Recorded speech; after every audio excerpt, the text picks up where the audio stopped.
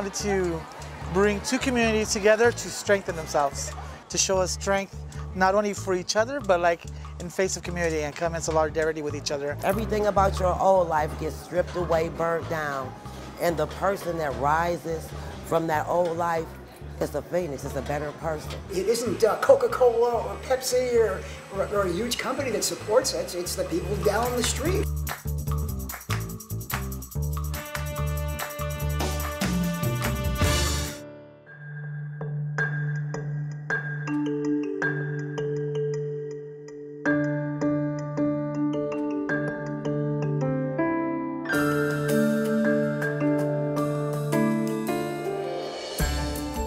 Guys, like a future Marine right here. Literally, that's how you do it.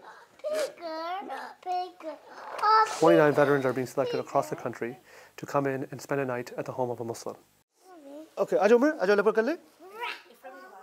so we believe that if veterans take the lead, they go and spend a night at the house of a Muslim, what we'll have is other people watching them and hopefully saying, you know, I can do this too. I was reminded of the hospitality of people of the Islamic faith, but also how welcoming they were to their traditions and their rituals. Them allowing me to participate in their worship of their God was amazing. Muslims have been a part of the American fabric for well over 200 years. A lot of people may not know that, but that's actually true. They've been serving in the armed forces. They've died for this nation. I've probably had more interaction with Muslims overseas than I have in America. You know, only 62% of Americans have met Muslims, and I don't come into contact with them daily. On top of it, hate crimes have increased, and this is according to not my word, but the FBI. So we have found that it's important to go out and start being proactive and reaching out to people who have not met someone who looks like myself. Very nice to meet you. Great to meet you. I'm terribly worried about the state of our country. And this is an opportunity to use my platform as a veteran to try to be a bit of a civilizing force that we so desperately need today. Great. I hope this is the start of something, that we're able to have conversations, that we're able to reach out, maybe get out of our comfort zone. There's a number of veterans that I've reached out to, and they were suspicious at first, and they said, you know, I need to get out of my recliner, I need to get to know somebody that doesn't look like me. I hope it continues. One of the main things that we're trying to achieve is really just become a unifying voice in America. I think that our country is increasingly divided. This is just dangerous, I would say, for the nation. So my job, when I see my country hurting, my country bleeding, my service doesn't stop once I take off the uniform. You know, from like the Pakistani community, Afghani community over there, saying,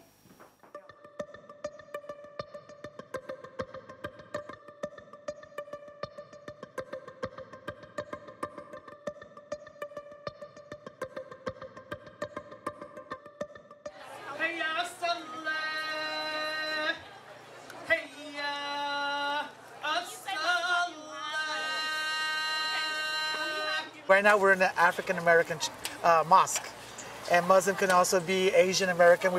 Last week we were in a Cham Mosque of folks from Cambodia. So Muslim is worldwide, multi-ethnic, very diverse.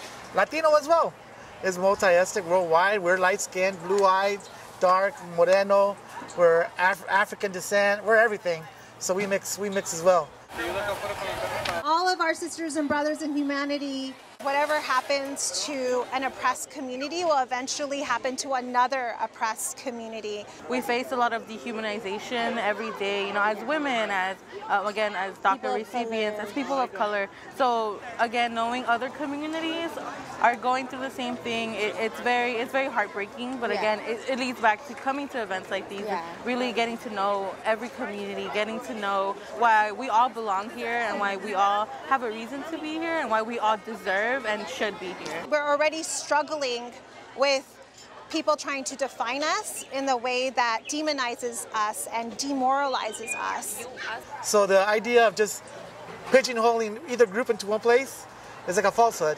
We're many things, we're all human, and we're there and we're being pushed and attacked, so we come in solidarity to support each other. Did you like tacos? Yes, of course. So what was good about it? Well, we got the veggie option, but it was good. Yeah, so the rice was amazing. Yeah, the rice was amazing. A lot of food that we created, comes from Arabic influences. In regards to what we see in our holy book, our Quran, the emphasis is on serving our neighbors. So, in reality, our neighbors, some are documented, some are undocumented. We're in South Los Angeles. So, of course, we have our undocumented brothers and sisters here. So, regardless of their status, they have been honored as human beings, and God honors them. You know, so with that, we see them as our brothers and sisters, and we are here. We've been a resource center. We offer resources for our neighbors. When our neighbors come and they need something, we don't ask them if they're documented or undocumented. That's not our concern. They're human beings. They're part of the human family. So we make sure we figure out what are their needs, and we serve them. We wanted to bring two communities together to strengthen themselves, to show us strength not only for each other, but like in face of community and come in solidarity with each other. We are something beautiful within each other, and as we talk and we break bread with each other, and we're able to talk, we take off those prejudices that was put upon us by other people. We have a chip on our shoulder, and we actually want to prove you wrong.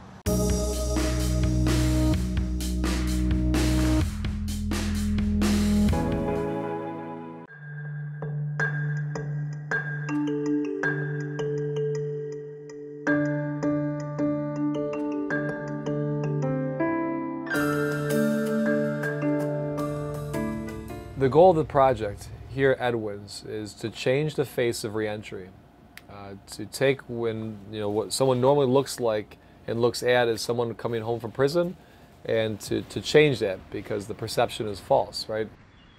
We have a chip on our shoulder, and we actually want to prove you wrong as far as saying that we can't do. Because if you have come from a society that you have been in a lot of trouble, you've had things happen, and then you find a way to turn your life over, and then you have that chip on your shoulder to prove wrong that I can do this. 6-month training program, helping men and women out of prison learn culinary arts, hospitality, business basics, and leadership skills so that afterwards they can lead, they can provide, and they're not beholden upon anyone.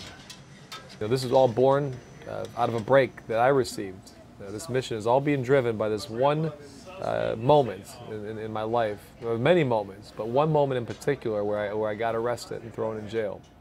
And I was facing 5 to 10 years in prison, but the judge gives me probation instead. And on probation, I found a mentor who was a chef in Detroit who taught me the fundamentals of cooking and hospitality, and it allowed me to get out of the city, travel the world, and now create this, Edwins. Like Brandon turns you into this phoenix. Everything about your old life gets stripped away, burnt down, and the person that rises from that old life is a phoenix. It's a better person. It's a better life.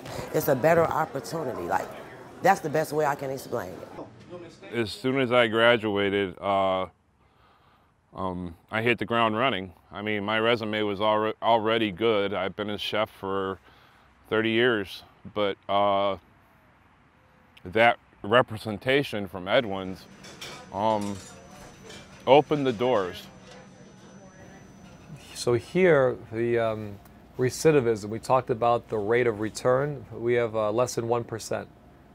So when someone finishes, we have over now 250 graduates. Only 2 people, maybe a third, have gone back to prison.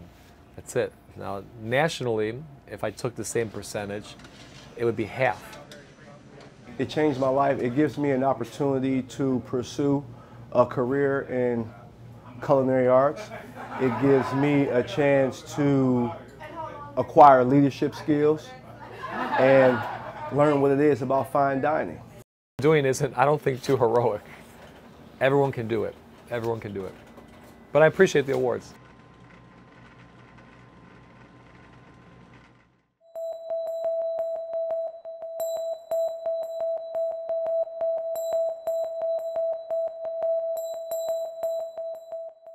America wants to conquer your land, conquer your resources, kill your brothers, maim your sisters. I found Islam as a means to project my pre-existing grievances. So rather than gravitate towards an Islam that in the beginning gave me structure, gave me 5 prayers a day, gave me fasting in Ramadan, or an ability to control my desires, a code to live by that was spiritual, that was ethical, I quite naturally was more interested in a politicized, radical, and revolutionary interpretation of Islam, but that had much more to do with the fact that I was abused as a child, ran away at a very young age, never really, I was an old soul too soon, so to say.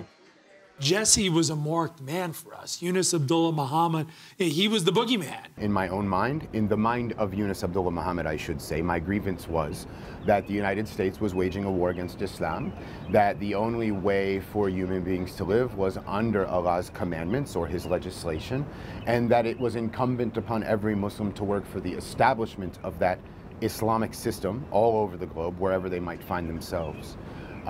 So my grievance inside of myself, I thought it was a projected grievance about an objective understanding of the world around me, that the United States was an imperialist force, that it was heading a war against Islam. Well, it really started out as a partnership just about an article. For him to talk about what it was like being the leader of an Islamist group in the United States that was responsible for 15 plots or attempted attacks around the world. There's no formal de-radicalization initiative inside of the Bureau of Prisons, and there's no real formal or informal program that seeks to approach these individuals and try to engage in correspondence with them throughout their time of their incarceration. There's also no program that's official or unofficial with regard to providing reentry and reintegration services. And I do know that people inside of government, particularly inside the Bureau of Prisons, are interested in doing something, but the first rule should be do no harm. We have about excess of 60 people who are going to be released from jail in the next 5 years who have served time for terrorism-related crimes, yet there is no program in the U.S. to reintegrate them into society. And that could be a fear that these individuals, without some type of program, recidivize into terrorism. So immediately you come out of something and you realize that you don't want to be a part of it, right? But then you don't really know why you don't want to be a part of it until you process it. And it's my theory that until you can write about it, you haven't recovered from it. Until you can write to your old self and say, this is where you were wrong and this is what you were feeling at the time, and you can get that out, it's one thing to be able to say it. It's another thing to have to sit down with yourself and be able to articulate it, because then you have to scrutinize it. We're back. You're listening to Talk of Tacoma on WOWDLP, Takoma Park, 94.3 FM.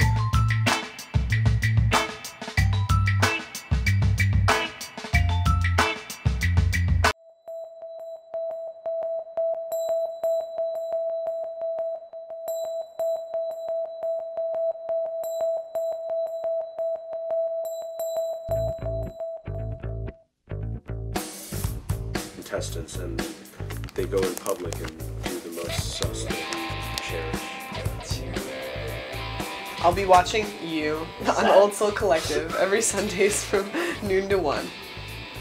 We're back. You're listening to Talk Up Tacoma on WOWDLP, Takoma Park, 94.3 FM. We are 20 watts of really kind of a magazine interview program.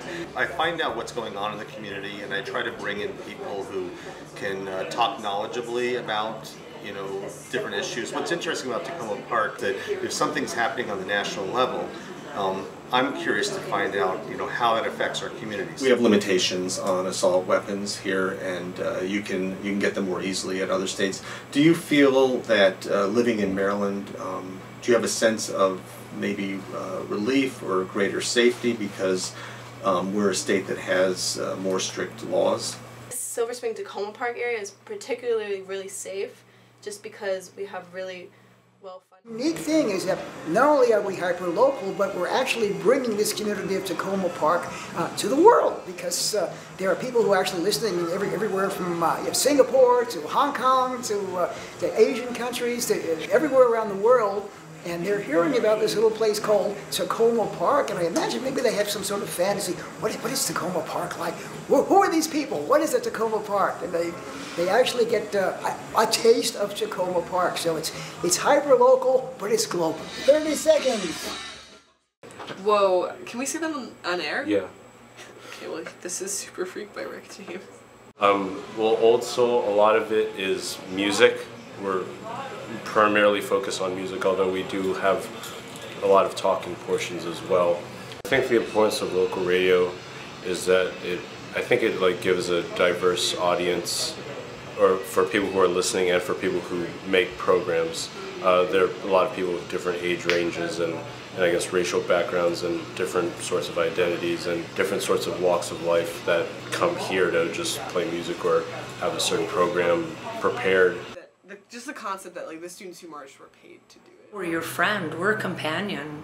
We're not the prairie home companion, we're like literally the urban inside neighborhood companion. We can tell you if the red line is running in a very kind, competent way. Nor do we require our DJs to say that. This is people's radio. We go from, you know, Bayou Boogie to Ad Infinitum, like a trance music show. We go from a DC, a poetry show, to 17-year-olds talking about what life is like in high school, and then to experimental music show. It isn't Coca-Cola or Pepsi or a huge company that supports it. It's the people down the street. So to have a unique, independent community voice is absolutely amazing, and it's just sort of a wish and a dream come true. Oh yeah, Thank you.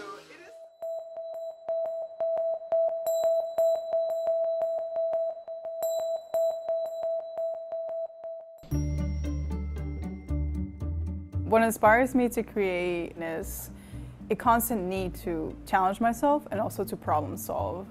Being a designer or creative, it almost becomes like a lifestyle because you're constantly surrounded by challenges and beautiful things and ugly things, and you're always observing the world.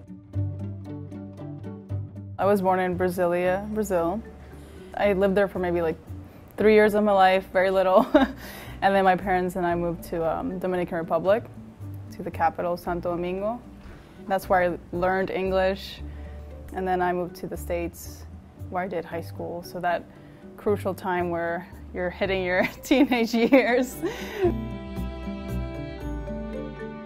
I mean, I always knew that I had like a connection to the arts as a kid, drawing and painting, but I never thought I'm gonna be able to make money out of this. So right now my position is called a design strategist, and my role is to basically find what is the best solution for what the client needs. I wanted to create an experience that made you reflect. The Walkway became to be through the Departments of Arts and Humanities in Washington, D.C., and they put out a bid that they wanted to see public art that was related to street harassment and to the public realm and how that affects pedestrian safety. Seeing as we are architects and we're designers, we see the public realm as a way of communicating a lot of messages through design. So there was a lot of research at first. That was like the phase one is what I would say, and a lot of ideation, a lot of sketching, just conceptualizing what can it entail, and also how do you communicate this message that is very politically charged, but also has to be presented in a very safe manner because there's families and it's a public project. We wanted the form of it to create an impact in you. So the Walkway, first and foremost, it integrates itself with the pedestrian flow that's already in the city.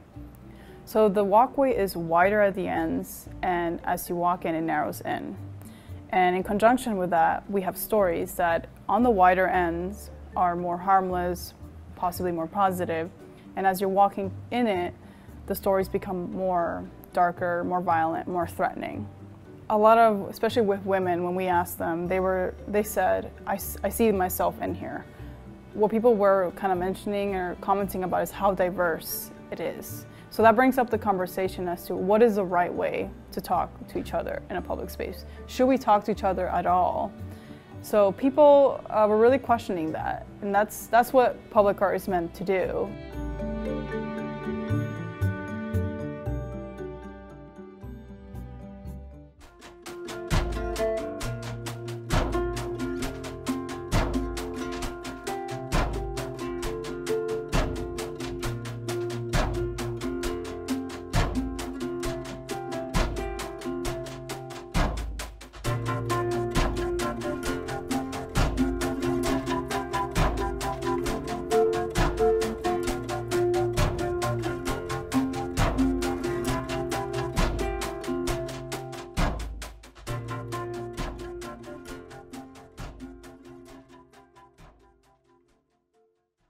One day, we saw this child walking through the compound. His name was Ali, and he did not want to talk to us. As opposed to a lot of the other Iraqi kids that you encountered? Yes, he was very shy. And the second or third time that I met him, he brought his best friend, Ahmed. And Ahmed was much more outgoing. And so Ali really opened up. And once I met these children, it made every day something I looked forward to. We would play rock, paper, scissors. We would kick around a soccer ball. We were about as close as people that don't speak the same language can be. I had never been really good with children, and this was the first time I felt like I loved someone who wasn't my family member. But one day, Ali showed up, and I could tell something wasn't right. He kept saying, Ahmed, Ahmed, boom. We learned that Ahmed and his mother went to the gas station, and a suicide bomber detonated. Ahmed's mother is dead. She died instantly.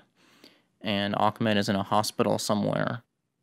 And so other soldiers and I collected what cash we had and gave it to Ali and said, go take this to Ahmed's father. But later, I saw Ali walking up very slow, and he sat down on the curb next to my Humvee. He dug a hole in the ground with his fingers. He picked up a rock and put it in the hole, and then he put the dirt back over it, and he just pointed to the ground and said, Ahmed.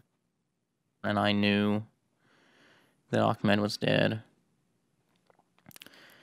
And so I sat on the curb with him, me in desert camouflage, carrying an M4 rifle, and him, just a North Baghdad kid, just sat there and cried.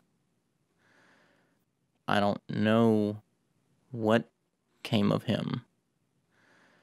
That's the nature of war, I suppose.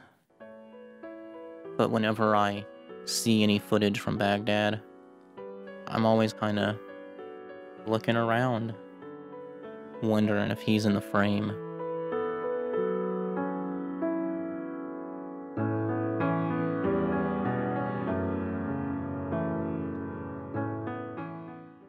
I've never really been like out of state before. I've never really experienced anything other than like life around the reservation.